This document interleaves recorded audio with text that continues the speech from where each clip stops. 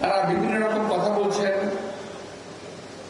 যে কথার অর্থ আমাদের এই ৩১ দফা জাতির সামনে প্রতিষ্ঠিত করতে ২৩ সাল থেকে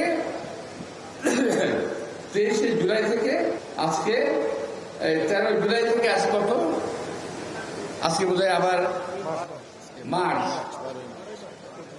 প্রায় ২ বছর হয়ে গেছে না, প্রায় ২ বছর।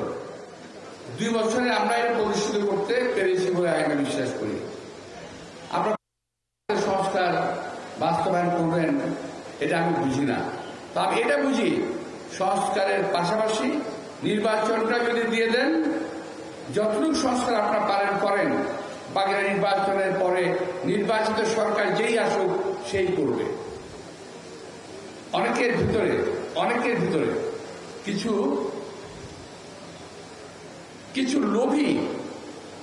কিছু লোভী রাজনীতিবিদ আছেন, কিছু লোভী রাজনৈতিক দল আছে, কিছু রাজনৈতিক দল আছে যারা শুধুমাত্র বিরোধিতার জন্য বিরোধিতা করে, কার্যকর কোনো বিরোধিতা নয়। এই দলগুলো পাকিস্তান সৃষ্টির লগ্ন থেকে, ভারত বিভক্তির থেকে শুরু করে আজ পর্যন্ত শুধু বিরোধিতাই করে গেল। দেশ প্রেমের লেশ মাত্র তাদের ভিতরে নাই। তারা দেশকে ভালোবাসে না, দেশের মানুষকে তারা ভালোবাসে না। তারা ভালোবাসে যেভাবেই হোক ক্ষমতায় থাকতে হবে, যেভাবেই হোক ক্ষমতায় যেতে হবে। আমাদের তো আপত্তি কিছু নেই, দেশের লোক যদি ভোট দিয়ে আপনাদের ক্ষমতায় নেয় আপনাদের কি আছে? ভোটে আসেন, ভোটকে ভয় পান কেন? নির্বাচনকে ভয় পান কেন আপনারা?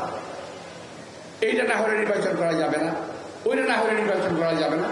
আরে ভাই, 17 বছরে বহু নেতার ফাঁসি হয়েছে, 17 বছরে বহু নেতা কর্মী গুম হয়েছে, 17 বছরে বহু নেতা কর্মী খুন হয়েছে।